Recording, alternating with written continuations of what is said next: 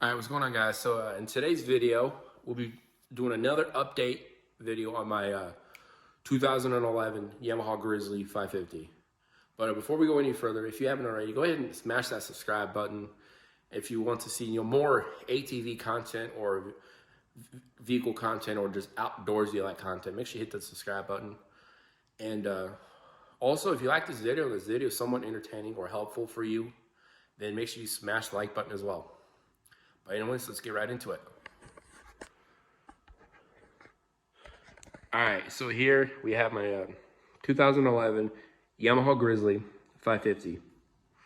Now the last video we did an update video on the tires.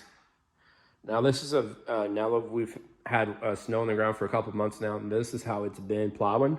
So if you're looking at buying one of these used to plow snow, this is a video for you. So last winter we had the OEM tires on here, and they're all chewed up and no traction at all. Having a hard time pushing snow when you can't get any traction. So we upgraded these tires.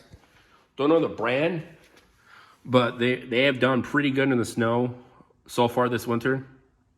I mean, you can see there's still a whole lot of tread on them. These things are still pretty brand new. Didn't ride it a lot this summer like I wanted to though. But for sure next summer we'll hopefully get some riding in next summer. Everything else seems to be doing great on it.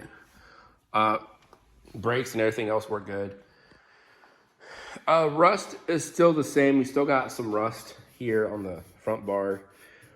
This plow, this is the second plow we had bought for the Yamaha. The first plow kind of got fucked up. We hit like a tree stump or something and just completely destroyed the plow. So dented it pretty good. So we still have it. We just bought this one for it. And now the winch is also a worn winch as well. It's a 2,500 pound winch with synthetic cable, which if you are getting a winch for your ATV, your side-by-side, or your truck or Jeep, I highly recommend getting synthetic cable for two reasons. One, it's safer, so in the event it does break, you're not gonna get cut up from it. And two, it's a little bit stronger than steel cable. So just some thoughts for you guys there. We did upgrade this from last year. The one we had last year is getting all corroded and rusted, so we kind of put a new one on it.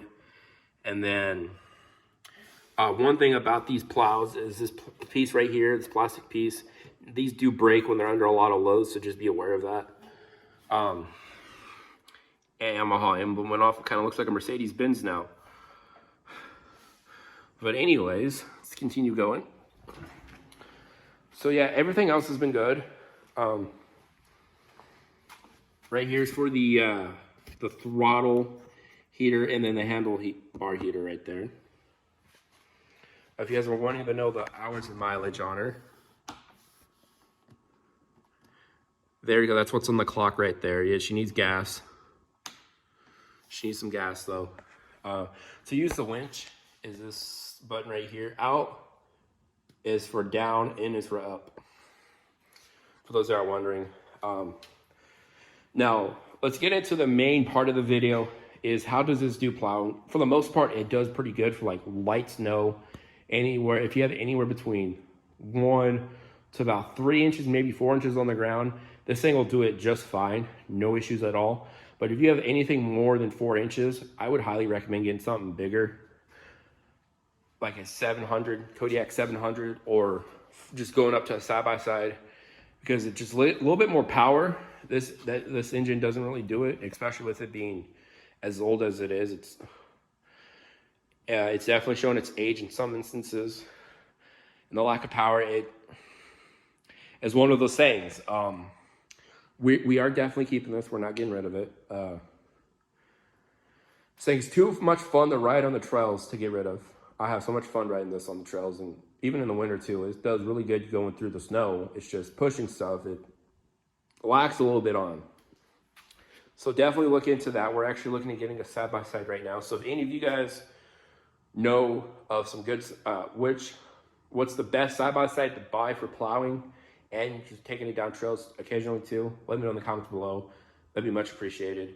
Also something else, my dad did take this out with one of his buddies. They went hunting and they took it out, and yeah, this plastic piece here came off. My dad didn't realize it was missing. I noticed it one day when I went to go ride it. I was like, hey, Dad, yo, the cap on here is missing. So don't know where that went. But if we go into the back, we do have a tow hook or towing ball here. We have used this a couple times to pull my car out of the ditch last winter. And then just before the snow hit, probably like late September, early October, we had a tree fall on our property. And it was kind of getting in the way of lawn work, and it was really close to our trailer. So we actually tied up a tow strap from here and attempted to pull out the tree with this. But then again, the lack of power this has, it wasn't able to pull it out. So, there's another reason why. This thing is a very fun vehicle to take on trails. I definitely do recommend getting one. If you're just getting into riding foolers, I would recommend getting a used one first. Learn how to ride and learn how to get experience going down trails really fast in one. Because if you wreck it, you're only down a couple grand or a couple hundred. Instead of where if you buy a brand new one, you're down like $10,000. So just a little tip for you guys there. But if you guys want me to make more like four-wheeling content where I film while I ride, let me know in the comments. If this video can get 10 likes, then I will try to make some content when I do go out riding. The bumper is still fucked up. I have a lot of people ask me about it, and yeah, you see it there, still cracking there. The adhesive is starting to wear off. I'm probably gonna have to sand that off and redo it, probably this winter sometime. But you don't see much of the camo ones. I think this was the only camo one at the dealership when we bought it at Alaska Fun Center. This was like the only camo one they had on in inventory when my dad bought it. But if you guys are wondering, the fuel tank is here. To get to the battery, you lift up the seat. There's a switch here. You pull that up, the seat pops off, and you get to the battery that way. Or to get to the battery, or you can take this off, and then this piece pops off, and you get to it that way as well. Another cool thing about this particular four-wheeler is you do get a 12 volt on here. So that's pretty cool if you need to charge your phone, and get a decent storage space. This is big enough to put your phone in. As a piece here.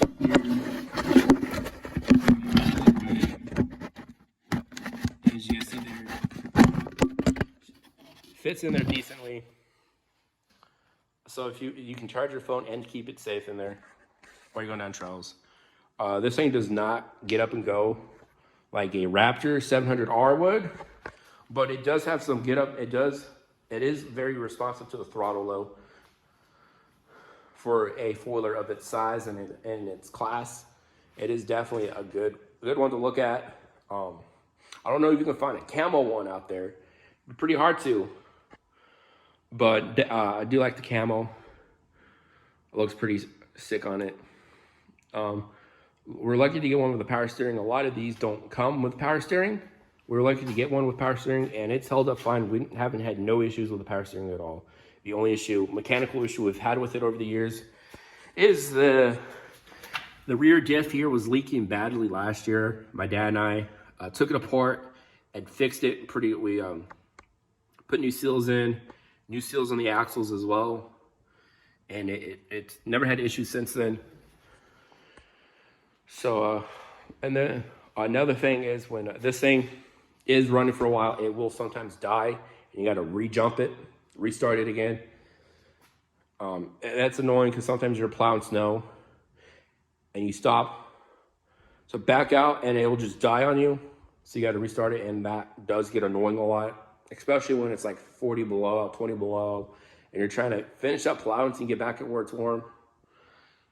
And it's died on me a couple times on the trail. I'd be out like maybe 5-10 miles out from my house, sometimes 20 miles out from my house, going down some trails, and I'll stop, it'll be running, and I'll stop, take a photo, walk out and take a photo of where I'm at, and it'll just completely die from idle. And and you got to restart it, and sometimes it doesn't even restart. You got to turn it completely off again, turn it on, and sometimes it takes a couple tries to do it. But definitely recommend getting this foiler. It is a very fun foiler to own. And if you got light duty work around your ranch, your house, your farm, your property, this is definitely a foiler to look at. It definitely handled everything it's been thrown at the last 12 years we've owned it. Hope you guys enjoyed this video. We're gonna end it there. If you guys want any more updates on this, make sure you hit the subscribe button, because there will be more videos of the good old Grizzly coming here soon. We will do a video specifically on the plow itself. That video will be coming here soon as well. But anyways, guys, I will catch you guys later. Peace.